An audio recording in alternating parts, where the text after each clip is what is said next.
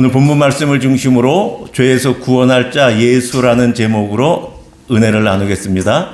첫 번째는 마태가 증언하는 예수를 살펴보고 인류 안에 있는 죄가 어떠한 성격인지 보고 자기 백성을 그들의 죄에서 구원하심이라는 내용으로 은혜를 나누겠습니다. 여러분, 마태는 예수님의 제자로 지금 유대인들에게 또 우리에게 예수가 누군지 증언하고 있는 것입니다. 마태 복음을 통해서. 마태는 자기의 일방적인 주장을 증언하는 것이 아니라 역사적인 사실을 토대로 증언하고 있는 것이죠. 역사적인 사실, 마태복음 1장에 나와 있는 것은 예수님의 족보를 가지고 예수가 다윗의 후손임을 지금 말하죠. 이건 역사적인 사실이죠. 이 사실을 근거로 마태는 예수가 하나님께서 약속하신 그리스도다라고 말하고 있는 것입니다. 누가 이렇게 반문할 수 있어요? 아니, 예수 한 사람만 다윗의 후손인가? 다윗의 후손이 얼마나 많을 텐데 그 하나 가지고 예수를 그리스도다라고 증언할 수 있을까라는 질문이 나오겠죠. 두 번째, 또 역사적인 사실을 이야기하는데 출생의 비밀이 있는데 예수는 성령으로 잉태되어 태어났다라고 말하는 것이죠. 어머니가 마리아인데 아버지가 없다. 죽은 것이 아니라 존재하지 않는다. 성령으로 잉태했다라는 팩트, 역사를 가지고 마태는 성경 구약, 자신보다 700년 전에 쓰여져 있던 이사야 말씀을 가지고 말합니다. 1장 23절에 이렇게 말하죠. 같이 읽겠습니다. 시작. 보라, 처녀가 잉태하여 아들을 낳을 것이요 그의 이름을 임마누엘이라 하리라 하셨으니 이를 번역한즉 하나님이 우리와 함께 계시다 함이라. 마태보다 지금 700년 전에 이사야 선지자가 처녀가 잉태하여 아들을 낳은 것이 있을 것이야 라고 예언되어 있다는 것이죠. 그런데 그 이름을 임마누엘이라 해라 라고 써 있다는 거예요. 그걸 우리말로 하면 하나님이 우리와 함께 하신다는 말이죠. 그러니 마태가 지금 이렇게 해석을 하고 있는 것이죠. 다윗의 후손으로 오실 그 예수는 하나님이다 라고 말하는 거예요. 이사야 선지자가 700년 전에 예언해 놓지 않았느냐? 처녀가 잉태하여 아들을 낳을 것인데 그 잉태된 아이가 하나님이다 라고 지금 말하고 있는 것이죠. 하나님이 우리와 함께 계시다. 아들을 낳았는데 그 아들이 하나님이다 라고 말하고 있는 것이죠. 그러면 이런 질문이 생기지 않겠습니까? 이런 역사적인 사실을 갖고 저렇게 해석을 해서 주장을 하는데, 아니, 꿈보다 해몽이 좋지. 왜 하나님이 과연 사람의 몸을 입고 이 세상에 오셔야 하는가? 대체 이유가 뭘까? 이제 그러한 것이 우리 모두에게 질문이고 세상 사람들이 묻는 질문이겠죠. 그 이유를 마태복음 1장 21절에서 오늘 본문이죠. 마태가 이렇게 말합니다. 같이 시작. 아들을 낳으리니 이름을 예수라 하라. 이는 그가 자기 백성을 그들의 죄에서 구원할 자이심이니라. 그러니까 죄의 문제를 해결하기 위해서 오셨다는 것이죠. 하나님이 사람의 몸을 입고. 아니, 인간의 죄가 뭐길래, 여러분도 죄 많이 지어 보셨죠? 그렇죠? 아니, 그런데 그 죄 때문에 과연 하나님이 사람의 몸을 입고 오셔야 되는가? 아니, 죄가 대체 뭐길래? 그러한 질문 여러분한테 들지 않으십니까? 그래서 죄에 대해서 성경에 가르치는 교훈을 두 가지 살펴보면은, 물론 많이 있겠지만 이렇게 살펴볼 수가 있습니다. 하나님이 창조하셨을 때에 죄가 없었는데, 그렇죠? 아담이 범죄함으로 죄가 시작되었다는 것이죠. 그러면서 그 죄는 고의적으로, 계획적으로, 자의적으로 지었다는 것이죠. 피할 수 없어서 지은 죄가 아니라 피할 수 있었고 짓지 않을 수 있는 죄였는데 고의적으로 의지적으로 지었다라는 것이 죄의 기원에 대한 성경의 전체적인 가르침입니다. 우리가 창세기 3장에서 그 아담하고 뱀하고에 나온 이야기를 잘 알고 있죠. 이 범죄의 본질을 찾아가 보면 이렇습니다. 영의 세계에서 온 유혹자가 있었어요. 그 영의 세계에서 온 유혹자가 아담과 하와에게 이렇게 말한 거예요. 하나님에게 반역해. 너 그럼 하나님이 돼. 와, 하나님하고 한 번만 반역하면 하나님하고 똑같아지니 귀에 솔깃했죠. 그럴 수만 있으면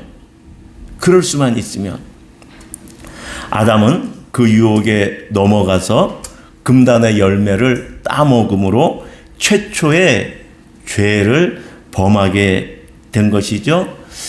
그런데 사실 이 죄가 그냥 그 죄로만 끝났으면은 그것도 사실은 큰 문제가 아니고 과연 하나님이 이 세상에 오셔야 될까? 육신을 입고 그냥 지어낸 얘기가 아닐까 하는 생각을 또 좀 해볼 수가 있어요.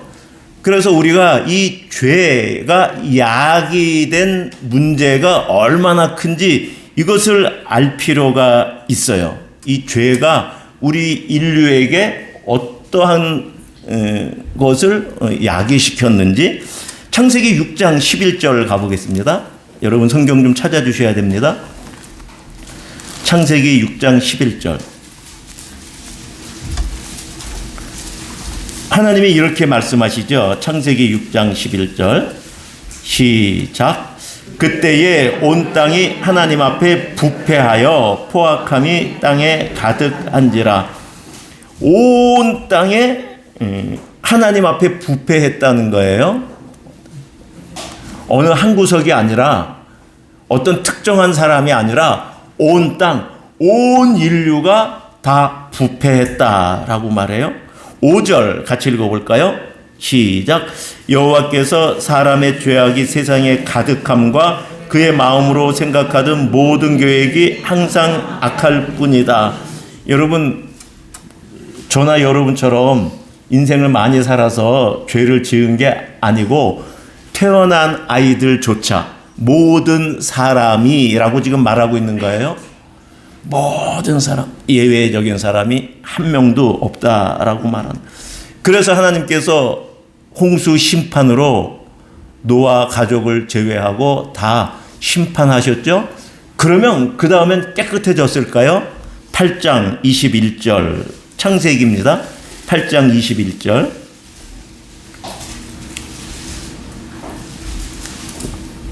같이 읽겠습니다. 시작. 여호와께서 그 향기를 받으시고 그 중심에 이르시되 내가 다시는 사람으로 말미암아 땅을 저주하지 아니하리니 이는 사람의 마음이 계획하는 바가 어려서부터 악함이라. 이렇게 말씀하세요. 하나님이 말씀하시는 거예요. 노아홍수 이제 다 끝나고 이제 노아의 가족이 이제 방주에서 나와서 하나님 앞에 제단을 쌓았죠. 예배를 드렸죠. 하나님이 받으셨어요. 받으시면서 하시는 말씀이에요. 지금 사람의 마음이 계획하는 바가 어려서부터 악하다라고 막 심판 전이나 심판 후나 모든 인류는 하나님 앞에 죄를 태어나서 지은 게 아니라 죄로 오염되어 있다. 모든 인류는 죄의 부패로 다 전염되어 있다라고 말하고 있는 것이죠. 아담이 지은 죄가 인류의 연대성으로 말미암아 모든 인류에게 전가되어 모든 인류는 죄의 오염 가운데 부패해져 있는 것이죠. 그래서 욥은 탄식하면서 이렇게 말하죠. 하나님이 찾으시는 그 깨끗한 것, 누가 깨끗한 것을 더러운 것 가운데서 낼 수 있습니까? 피조 세계 안에 있는 모든 것, 모든 사람은 더럽다. 하나님이 보시는 그 깨끗한 것을 인류 안에 사람 가운데 찾을 수 없다라고 욥은 탄식하고 있는 것이죠. 그런데 문제가 그거 하나뿐이면 어떻게 보면 제가 이렇게 말씀을 준비하면서 그럭저럭 괜찮을 것 같아요. 죄로 뭐 부패해서 그래, 죄 때문에 뭐 우리가 생기는 이 폭력, 우리가 이 사회에 살아가는 그 어려움들, 이것이 죄의 결과로 온 것이면 뭐 어쨌거나 이렇게 한 평생 살 것 같아요. 그런데 범죄가 야기한 문제는 더 큰데 우리가 말하는 죄의 형벌입니다. 성경적인 표현으로, 신학적인 표현으로는 죄의 책임이라고 말하죠. 그렇죠? 죄를 지은 그 형벌, 죄책이 문제죠. 아담의 죄책이 뭐예요? 형벌이 사망인 것이죠. 그것이 문제가 되는 것이죠. 바울은 로마서 5장 12절에 이렇게 말하고 있습니다. 같이 읽겠습니다. 시작. 그러므로 한 사람의 죄가 세상에 들어오고 죄로 말미암아 사망이 들어왔다. 그렇죠? 한 사람 아담이죠. 그렇죠? 죄가 세상에 들어왔어요. 그래서 죄가 전체를 오염시켰어요. 부패하게 만들었어요. 누구도 예외가 없어요. 그런데 그것만 갖고 있으면 괜찮을 텐데 어떻거나 문제는 사망이 들어온 거예요. 죄의 형벌이 들어온 거죠. 이와 같이 시작. 이와 같이 모든 사람이 죄를 지었으므로 사망이 모든 사람에게 이르렀느니라. 아담 한 사람이 죄를 지었는데 그 죄가 세상에 들어오고 모든 사람이 그 부패한 가운데 죄를 짓고 살아가는 것이고 사망이 그 결과 모든 사람에게 죄의 형벌이 이르렀다. 그러니까 범죄로 야기된 문제는 두 가지라고 얘기할 수 있는데 인류가 죄의 노예가 되었다. 누구도 예외 없이. 그래서 노예가 되었으니 그냥 태어나 살아가며 생각하고 행동하는 모든 것이 그냥 죄의 결과의 것들을 행하는 거죠. 그런가 하면 죄책 아래 놓이는데 사망 아래 놓여 있다. 이것이 이제 범죄가 야기한 큰 문제이죠. 여러분, 이것을 어떻게 해결할 수 있을까요? 바울은 로마서 아까 5장 12절 이어 5장 18절에 이렇게 말하고 있습니다. 그런즉 한 범죄로 많은 사람이 정죄에 이른 것 같이, 지금 아담 이야기죠. 이렇게 얘기합니다. 한 의로운 행위로 말미암아 많은 사람이 의롭다 하심을 받을 수 있다라고 말하는 거예요. 아담이 한 명이 그래서 다 온 인류가 죄의 오염 부패한 가운데 사망에 이르게 된다고 그러면 또 한 사람의 의로운 행동으로 말미암아 그것을 면할 수 있지 않느냐라고 지금 말하는 거예요. 그런데 그 한 사람은 사람이 행할 수 있는 것이 아니라 그것을 하나님께서 이 세상에 오셔서 행했다라고 말하고 있는 것이죠. 우리는 오늘 이제 그 부분으로 이제 설교의 내용이 들어가는 것이 아니라 마태복음을 중심으로 우리가 말씀을 보고 있으니, 자, 이렇게 죄는 인류 안에 어마어마한 문제를 일으키기 때문에 이 죄의 문제를 해결하기 위해서 자기 백성을 죄에서 구원하기 위해서 예수가 오셨다라고 말하잖아요. 그렇죠? 죄의 문제는 사람의 힘으로 해결할 수 없는 문제이기 때문에 하나님이 육신을 짓고 이 세상에 오신 거야 라고 지금 마태가 말하고 있는데, 그 죄의 그 무게가 이렇다고 지금 제가 말씀을 드리고 있는 거예요. 그러면서 마태는 자기 백성을 그들의 죄에서 구원하시는 그 내용을 2장에서 자세히 말하고 있는데, 마태복음 2장 13절에서 23절 말씀입니다. 마태복음 2장 13절에서 23절.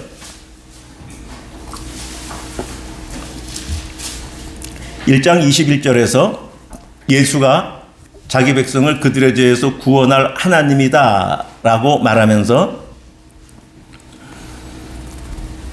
2장 13절부터 23절까지 그 구원하심이 어떻게 되었는지 말씀하고 있는데, 여기에는 세 가지 사건이 나옵니다. 여러분 일단 눈으로도 보시고, 여러분 거기 설교 노트에도 써 있죠.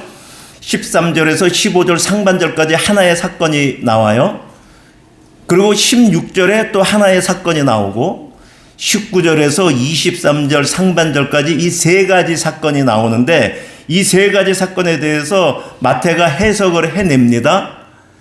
15절 상반절까지에 대해서 해석을 바로 이어서 15절 하반절에 하고 있고, 16절에 하나의 사건이 있는데 그 해석을 17절, 18절에서 하고 있어요. 마지막 사건은 19절에서 23절 상반절까지인데 그 해석을 23절 하반절에서 하고 있어요. 자, 이 이제 사건들을 하나씩 찾아가 보겠습니다. 마태복음 2장 13절에서 15절 상반절까지 어떤 사건이 있나 한번 같이 읽겠습니다. 합독하시겠습니다. 시작. 그들이 떠난 후에 주의 사자가 요셉에게 현몽하여 이르되 헤롯이 아기를 찾아 죽이려 하니 일어나 아기와 그의 어머니를 데리고 애굽으로 피하여 내가 네게 이르기까지 거기 있으라 하시니, 요셉이 일어나서 밤에 아기와 그의 어머니를 데리고 애굽으로 떠나가 헤롯이 죽기까지 거기 있었다. 이게 하나의 사건이에요, 지금. 그렇죠? 이해되시죠? 어떤 사건인지 여러분 너무 잘 아시잖아요. 그렇죠? 그런데 이것을 이제 해석을 해내요. 그 사건을 하반절, 15절 하반절 같이 읽을게요. 시작. 이는 주께서 선지자를 통하여 말씀하신 바 애굽으로부터 내 아들을 불렀다 함을 이루려 하심이라. 이는 이 접속사 여러분 아시잖아요. 앞에 사건을 이야기하고, 그래서 그 사건이 뭔데 하고 해석을 하는 거예요. 여러분 근데 사건하고 해석하고 연결이 되세요? 이해가 되세요? 저는 안 되는데. 저는 전혀 안 돼요. 뭐 애굽으로 그래서 내려갔다는데 그게 애굽으로부터 내 아들을 불렀다 함을 이루려, 그게 잘 애굽이란 말이 뭐 거기도 나오고 여기도 나오니까 뭔가 연관이 있는 것 같은데 잘 안 돼요. 그래서 그 말씀 애굽으로부터 내 아들을 불렀다라는 말씀이 여러분 관주 성경 보시는 거 아시죠? 니은 써 있잖아요. 애굽 앞쪽에. 그리고 바닥에 쭉 성경 밑에 가보면 니은이 뭐라고 써 있어요? 호세아 11장 1절 말씀을 써놓은 거예요. 그러니까 정확히 지금 마태가 해석하고 있는 그 원문을 보면 호세아 11장 1절에서 11절까지예요. 여러분 성경 좀 찾아주세요. 호세아 11장 1절에서 11절. 구약성경 1264페이지입니다. 1264페이지.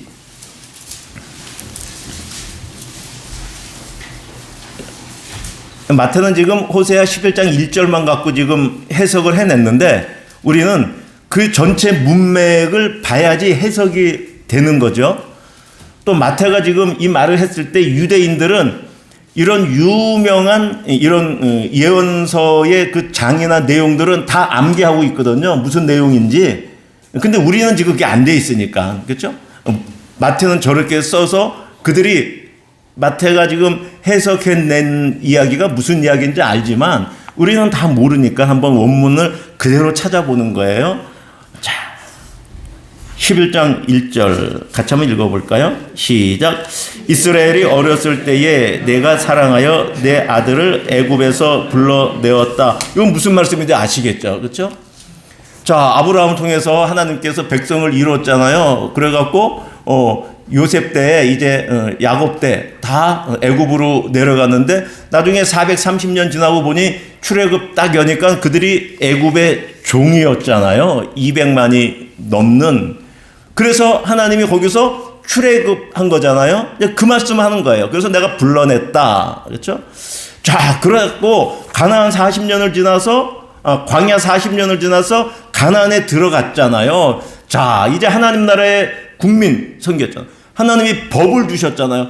땅까지 있잖아요. 이 세상 가운데 하나님의 나라가 눈앞에 이루어진 거거든요. 그러면 그들이 어떻게 거기서 살아야 돼요? 왕이신 하나님의 통치를 받아 하나님 나라처럼 아름답게 풍성하게 살아가야 되잖아요. 그런데 그들이 어떻게 살았는지 하나님이 말씀하십니다. 2절 같이 읽어볼까요? 시작. 선지자들이 그들을 부를수록 그들은 점점 멀리하고 바알들에게 제사하며 아로새긴 우상 앞에서 분향했다. 한 번, 두 번 하나님의 말씀을 안 들었을까요? 아니죠. 하나님이 선지자들을 계속 보냈대요. 그런데 그들은 부르면 부를수록, 선지자를 보내면 보낼수록 더 열심히 바알을 섬기고 더 열심히 우상을 새겨서 분향했다라고 말하고 있는 거예요. 그래서 하나님은 어떻게 하셨을까요? 5절, 6절, 7절인데요. 6절, 5절 같이 읽을까요? 시작. 그들은 애굽 땅으로 되돌아가지 못하겠거늘 내게 돌아오기 싫어하니 아수르 사람이 그 임금이 될 것이라. 무슨 얘기예요? 하나님 앞에 돌아와야 되는데 돌아오지 않으니까 어떻게 돼요? 징계를 받는 거죠. 어떻게 징계를 받았어요? 북이스라엘이 아수르가 이스라엘을 멸망시켰죠. 호세아 선지자는 북이스라엘 시대의 선지자거든요. 북이스라엘 선지자예요. 그러니까는 지금 그렇게 아수르가 너희를 그런데 멸망이 목적이 아니라 하나님 앞에 돌아오게 하는 게 목적이었는데 그들이 돌아오지 않으니 그렇게 됐다라는 것이죠. 그렇죠? 7절. 그렇게 아수르에게 멸망당하고도 그들의 모습이 어때요? 7절 시작. 내 백성이 끝끝내 내게서 물러가나니 비록 그들을 불러 위에 계신 이에게로 돌아오라 할지라도 일어나는 자가 하나도 없도다. 그렇게 멸망을 예언하고 멸망 중에서도 하나님은 계속 불렀는데 그들은 내게 돌아오지 않았다라고 말하는 거예요. 하나님 어떻게 하셨을까요? 8절 하나님의 심정입니다. 시작. 에브라임이여 내가 어찌 너를 놓겠느냐, 이스라엘이여 내가 어찌 너를 버리겠느냐, 이렇게 말씀하세요. 여기 에브라임은 북이스라엘을 에브라임이라고 통칭합니다. 왜냐하면 에브라임이 여러분 여호수아가 에브라임 지파거든요. 그래서 가나안에 들어갔을 때 그 힘이 여호수아 그 에브라임 지파한테 어마어마한 힘이 있었거든요. 그래서 북이스라엘의 수도가 거기 에브라임 쪽이었고 모든 행정 군사 그게 다 에브라임이죠. 그래갖고 북이스라엘을 통칭할 때 에브라임이라는 말을 써요. 그러니까 지금 하나님이 이렇게 말씀하시는 거죠.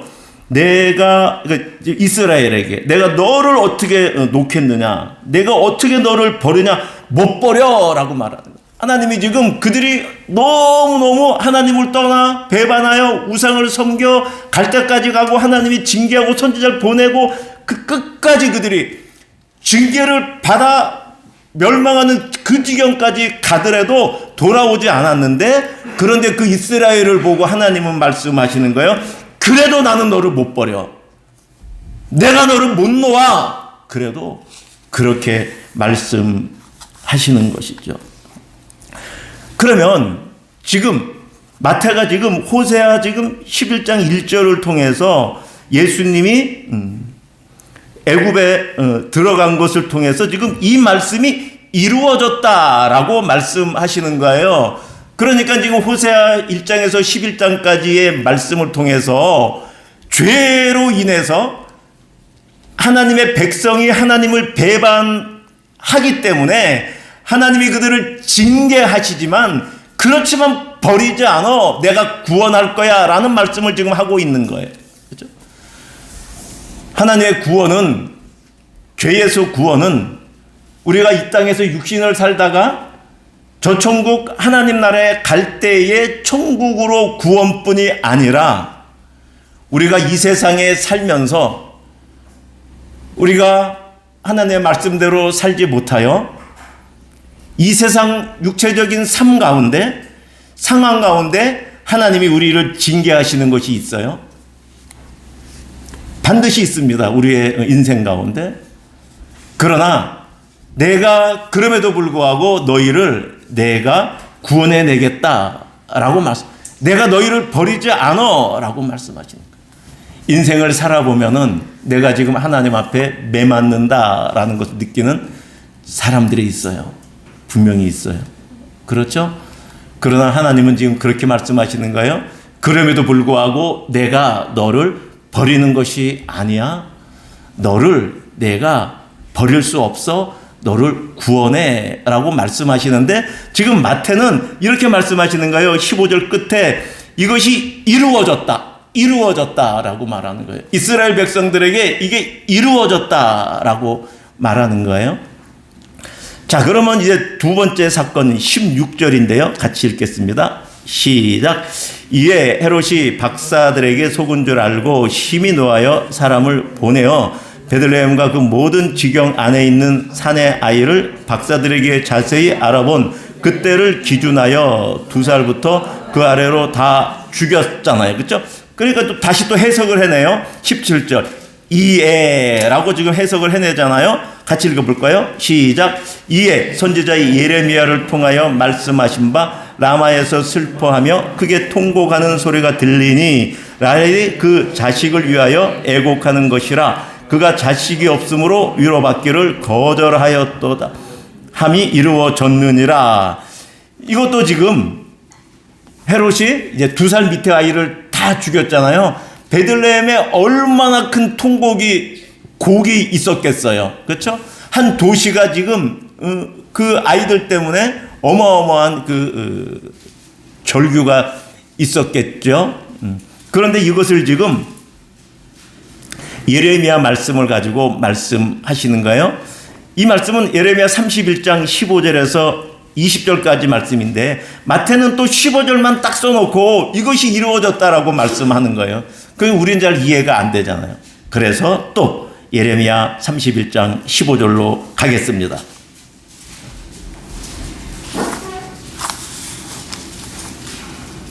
여러분 구약성경 1100페이지가 되겠죠? 자, 1100페이지 정도 되겠죠? 자, 15절 같이 읽어볼까요? 시작. 여호와께서 이와 같이 말씀하시니라. 라마에서 슬퍼하며 통곡하는 소리가 들리니 라헬이 그 자식 때문에 애곡하는 것이라. 그가 자식이 없어져서 위로받기를 거절하였다. 이게 무슨 말씀이냐면요. 여러분 여기 라마에서 슬퍼하며 통곡하는 소리가 들렸잖아요. 그리고 라헬이 자식이 없어 애곡한다. 이게 무슨 말인지. 라헬부터 알아야 되는데 라헬이 누구예요, 여러분? 야곱의 사랑하는 아내. 그렇죠? 야곱은 그 레아, 라헬 그렇게 또 그들의 몸종 둘 빌하와 실바 이렇게 4명의 부인이 있었잖아요. 여기에서 12명의 아들을 낳았잖아요. 그게 이스라엘의 12지파잖아요. 그렇죠? 그런데 너무 잘 알잖아요. 공공원이 다 성경에 써 있으니까. 야곱이 누구 사랑했어요? 라헬. 그래서 라헬이 이스라엘의 국모예요. 국모. 이해하셔요? 이스라엘의 12지파, 야곱이 12지파를 낳았잖아요. 그렇죠? 혼자 다 낳은 건 아니지만 야곱이 가장 라헬을 사랑했기에 라헬은 이스라엘 전체의 국모의 대명사예요. 그러면 라마는 뭐냐 하면은 북이스라엘이 아수르한테 멸망당했잖아요. 그럼 어떻게 해요? 포로들을 잡아가죠. 그렇죠? 잡아갈 때 라마라는 곳을 다 집결시켜 거기에서 이제 아수르로 넘어가는 거예요. 이제 다 요단강을 건너갖고 거기서 이제 다 넘어가는 거예요. 그러니까 뭐 어떻게 보면 포로 수용소라기보다 포로로 다 이제 글로 끌고 갈 사람들을 다 모아놓는 그곳이에요. 거기에서 이제 포로로 해갖고 아수르로 넘어간다고 생각해 보세요. 거기서 이스라엘 모든 부모들, 이스라엘이 다 애곡을 하는 거죠. 곡을 하는 거죠. 이스라엘은 이제 이 땅에서 없어져 버리는 거거든요. 그래서 이스라엘의 국모 라헬이 애곡하는 그 시적인 표현으로 그 이스라엘의 멸망을 표현한 거예요. 자, 다시 한번 31장 15절 보세요. 여호와께서 이같이 말씀하시니라. 라마에서 슬퍼하며 통곡하는 소리가 들리니 라헬이 그 자식 때문에 애곡하는 것이라. 그가 자식이 없어져서 다 포로로 지금 갔잖아요. 그러니 위로받는 게 무슨 소용이 있어요? 여러분도 만약에 자녀 하나 잃는다고 생각을 해보세요. 누가 무슨 위로가 필요하겠어요? 위로가 되겠어요? 안 되죠. 그렇죠? 그러한 이스라엘 전체의 상황을 말씀하고 있습니다. 그런데 이제 16절을 봐야 돼요. 이것을 해석하려고 그러면 우리는 이게 이제 안 들어오잖아요. 자, 16절 같이 시작. 여호와께서 이같이 말씀하시니라. 내 울음소리 내 눈물을 멈추어라. 내 일의 싹을 받을 것인즉 그들이 그의 대적의 땅에서 돌아오리라. 여호와의 말씀이니라. 이렇게 말씀하시는 거예요. 울음을 그쳐라. 그치는데 이유가 있는 거예요. 돌아온다니까. 이스라엘이 멸망 맞아. 근데 돌아온다니까. 내가 회복시킨다니까. 소망이 있다니까. 그렇게 말씀하시는 거예요. 17절 시작. 너의 장래에 소망이 있을 것이라. 너의 자녀가 자기들의 지경으로 돌아오리라. 다시 돌아올 거야. 내가 회복시킬 거야. 이스라엘은 멸망한 것이 아니야 라고 지금 말씀하고 있는 것이죠. 하나님의 이 위로는 단순히 그냥 그 감정을 그냥 이렇게 보듬어주고 그러는 것이 아니라 실제적인 그 회복의 약속이 있는 것이죠. 20절 같이 읽을까요? 시작. 에브라임은 나의 사랑하는 아들 기뻐하는 자식이 아니냐. 내가 그를 책망하여 말할 때마다 깊이 생각하노라. 그러므로 그를 위하여 내 창자가 들끓으니 내가 반드시 그들을 불쌍히 여기리라. 여호와의 말씀이니라. 하나님이 지금 이스라엘을 얼마나 사랑하는지. 여러분 애 끓다 그러잖아요. 그 애가 창자잖아요. 그렇죠? 애 끓는다고 막 여러분 어떤 때 쓰는지 아시잖아요. 지금 이스라엘의 지금 멸망당해서 지금은 멸망당했잖아. 그렇죠? 그리고 아수르에 팔려간 그 모습을 보고 하나님이 지금 애가 끓고 계시는 거예요. 하나님이 지금 그러면서 내가 반드시 그들을 불쌍히 여겨 아까 뭐라 그래요? 돌아오게 하겠다라고 말씀하시는 거잖아요. 그러니 여기 지금 예레미야의 말씀을 보면은 이건 지금 아까는 죄라고 보면 돼요. 우리가 죄를 지어 거기서 구원이라고 보면 죄의 징계의 상황, 죄로 인한 이 인생을 살면서 징계받음의 상황에서 구원이라고 말씀을 해보면 여기 지금 예레미야에서 말씀은 완전히 멸망당한 그 상태에서의 구원을 말하는 거죠. 그렇죠? 그러니까 완전한 이제 사망에서부터의 회복을 말한다라고 볼 수 있어요. 그것이 어떻게 됐대요? 18절 끝에 이루어졌다. 지금 이스라엘 백성들은 유대인들은 지금 로마 제국의 지금 식민지 상태거든요. 사실 예레미야 때나 똑같은 상태예요. 그런데 지금 마태는 예수를 지금 소개하면서 이것이 이루어졌다라고 말하는 거예요. 구원이 이루어지고 너희 멸망을 받았지만 너희가 회복됐다라고 지금 말하고 있는 거예요. 한 가지 더, 세 번째 사건인데요. 19절부터 23절 상반절까지 우리 교독하겠습니다. 헤롯이 죽은 후에 주의 사자가 애굽에서 요셉에게 현몽하여 이르되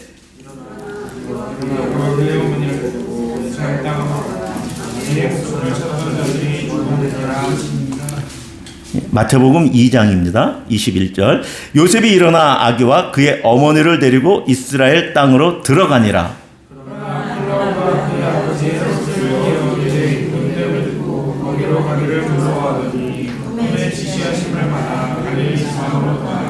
나사렛이란 동네에 가서 살았다. 이게 사건이에요. 근데 지금 마태는 그것도 해석해내는 거예요. 이것은 이는이라고 해석해내요. 그렇죠? 뭐라 그래요? 같이 시작. 선지자로 하신 말씀에 나사렛 사람이라 칭하리라 하심을 이루려 하심이라. 그래서 여기 나사렛 사람이라 요거 지금 여러분 써있죠. 리을. 그리고 뭐래요? 절 밑에 가면은 이사야 11장 1절. 이사야 11장 1절 찾아가 보신 적 있어요? 가보면 이 말씀이 없죠. 그렇죠? 이거 뭐야? 근데 여기 정확히 보면요. 여기 지금 23절에 이는 선지자로 하신 말씀이 이게 단수가 아니고 복수예요. 선지자들로. 그렇게 공동 번역이나 표준 세 번역이나 다른 뭐 이렇게 영어 같은 경우는 뭐 단수 복수 명확하잖아요. 그거 다 복수로 돼 있어요. 물론 원어도 복수고요. 근데 우리 개역 개정엔 단수로 표현했는데 복수예요. 그러면 복수의 선지자들이 똑같은 말을 쓴 것이 아니라 복수의 선지자들이 이런 말을 했는데 그걸 종합해 가지고 이렇게 마태가 쓴 거예요. 그러니까는 나사렛 사람이라 칭하리라는 것은 구약 성경에 어디에도 안 나와요. 안 나와요. 그런데 선지자들이 한 말을 종합해서 마태가 이렇게 쓴 거예요. 나사렛 사람이라 칭하리라 하심을 이루려 합니다. 쓴 거예요. 그러니 관주를 달 때 구약을 찾아봐도 안 나오는 거죠. 나사렛 사람이라 칭하리라는 단어는 안 나오는 거예요. 그런데 성경을 해석할 때 리을을 달고 이사야 11장 1절로 해석해라 라고 돼 있는 거예요. 그렇게 이해하셔야 되는 거예요. 그렇죠? 그래서 이사야 이제 우린 또 11장 1절 마지막 한 번 더 가봐야 되겠는데요. 한번 가볼까요? 이사야 11장 1절.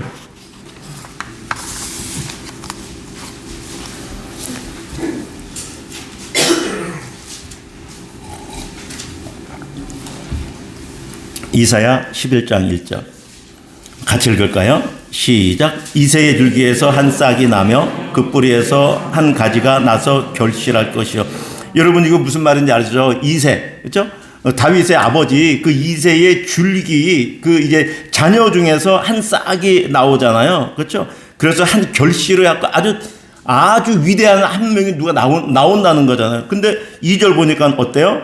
그의 위에 여호와의 영, 곧 지혜, 총명의 영, 모략, 재능의 영, 지식, 여호와를 경외하는 영이 강림한다. 그냥 단순한 사람, 뭐 위대한 정치 지도자를 말하는 것 같지 않아요?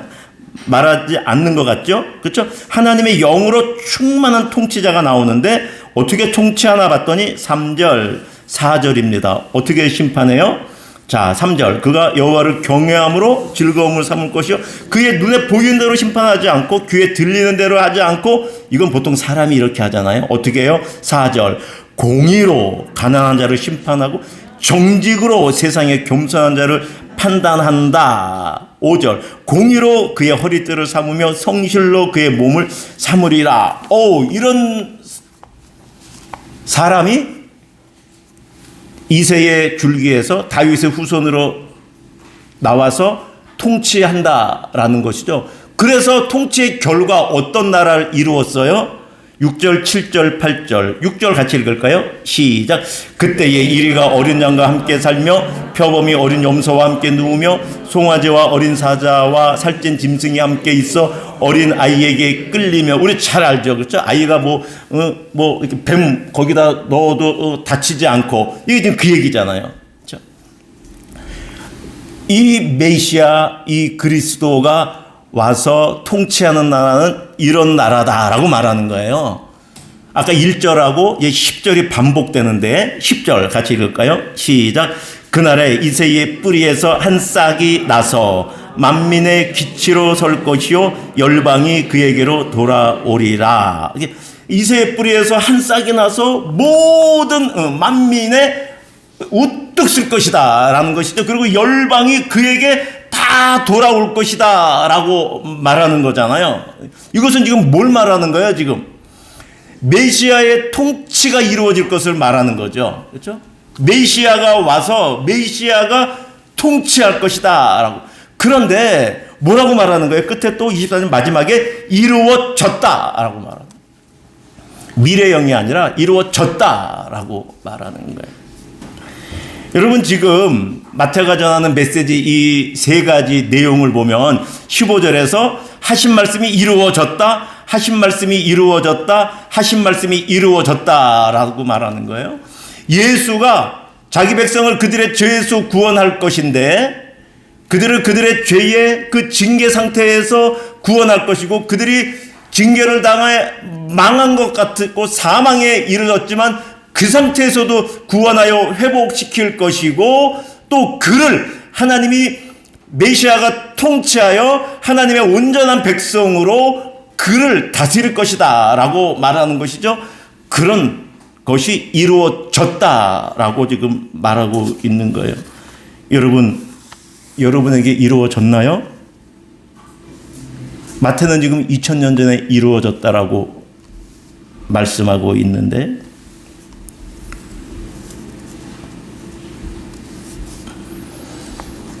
성경이 잘못 말씀하고 있는 건가요? 이루어지지 않았는데 이루어질 것이라는 소망을 말하고 있나요? 예수님께서 십자가에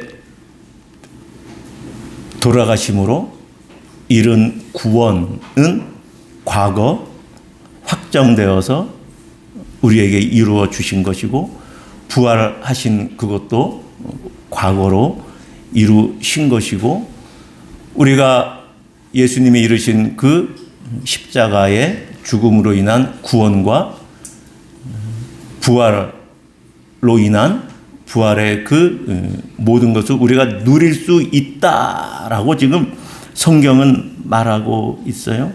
문제는 이것이 나에게 이루어졌는가가 문제이죠. 어떻게 이루어질 수 있을까요? 여러분 인생 지금 쭉 살아오시면서 이런 구원, 또 절망 가운데 정말 사망 가운데 정말 그 회복, 그리고 어떠한 시기에 내가 살아가는 것이, 어떤 분들 그런 얘기하죠. 어떤 시기에 내가 땅을 밟고 있는 것과 같은 것도 느끼지 못하고 붕붕 떠 있는 것과 같은 정말 그 하나님과 정말 기뻐하는 그러한 시간들이 몇 날 며칠이 간 사람도 있다고 하잖아요. 그 통치가 언제 어떻게 이루어졌냐는 것이죠. 왜 나한테 이루어지지 않는가라는 것이죠. 예수님이 베데스다에서 38년 된 걷지 못하고 일어나지 못한 환자에게 뭐라고 말씀하셔요? 기억나시나요? 네가 낫고자 하느냐라고 물으셔요. 저는 이 시대에 세상 사람들이 하나님께서 내가 구원을 줄게, 내게 와라, 너희가 그 죄 사망에서 구원받을 수 있어 메시지를 전하는데 아무도 반응하지 않아요. 성도들이 예수님을 믿고 구원받았다고 하지만 내가 처한 삶의 그 어려움, 내가 하나님을 온전히 섬기지 못하여 하나님이 나에게 주시는 그 징계임에도 불구하고 그 우울증에 빠져 있거나 그 어려운 많은 경제적인 종합적인 많은 그 어려운 상태에서 하나님은 말씀하시죠. 네가 낫고자 하느냐. 성도들의 99.9%는 아무 응답을 하지 않습니다. 사실 그게 우리의 지금 현실이에요. 하나님이 네가 낫고자 하느냐라는 말에 하나님 날 낫게 해줄 수 있으세요? 그냥 자기 그 안으로 들어가서 하나님이 구원해 주시고 회복시켜 주셔서 자기 인생을 하나님이 통치해 주실 것을 기대하질 않아요. 네가 낫고자 하느냐? 거기에 응답해서 네 하나님, 내가 이 절망 가운데 낫고 싶어요. 나를 불쌍히 여겨주세요 하는 그자 하나님이 그 자를 구원하시고 회복시키시고 다스려 주실 터인데, 지금 시대는 하나님 앞에 나아가죠. 물질이 주는 것, 그런 것에 만족하고 그냥 영적으로 눌리는 거나 이러한 어려움은 그러면 그냥 살아가는 거지. 그러고 살아가요. 하나님 앞에 나아가야 되는데, 우리가 살아오면서 겪는 모든 문제들, 또 앞으로 살아가면서 생길 모든 문제들, 또 우리 자녀들이 겪을 모든 문제들, 그 문제의 해결책이 돈에 있지 않고 명예에, 권력에 있지 않아요. 오직 예수 그리스도에게만 있습니다. 오직 어떠한 종류의 문제이든 간에 예수 그리스도에게 있어요. 그분은 우리를 온전하게 하시는 분이시죠. 사실 요한계시록에 가면은 라오디게아 교회에게 예수님이 말씀하시잖아요. 내가 문 밖에 서서 기다린다. 내가 문 밖에 서서 두드린다. 내 음성을 듣고 나와. 내가 들어가 나와 함께 더불어 먹고 마시자라고 예수님 말씀하시는데, 이방인에게, 안 믿는 사람에게 말한 게 아니라 라오디게아 교인들에게 말씀하시는 거예요. 교회의 성도들이 하나님 없이 살아가요? 예수님 없이 살아가요?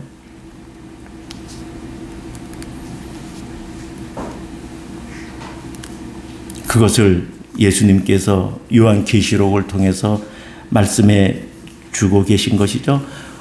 마태는 마태복음을 통해서 예수님을 증언하고 있는데, 예수님의 족보를 통해서 예수가 하나님이심을 증명하고 있고, 예수가 이 세상에 오신 것이 죄의 문제를 해결하는데, 단지 육신의 삶이 끝나 천국 가는 그 죄에서의 구원을 넘어 우리의 일상 삶을 살아가는데 당하는 많은 어려움들, 또 징계를 받는 상황과 같은 상태에서도 하나님이 내가 너를 버리지 않는다라고 말씀하시며, 멸망을 당하고 사망 가운데 있는 것 같지만은 내가 이스라엘을 회복시킨 것 같이 너를 회복시킨다. 그리고 너에게 메시아의 통치, 내가 너를 다스려 너를 온전하게 너의 인생을 만들어줄게 라고 말하며, 마태는 이루어졌다라고 말씀하고 있습니다.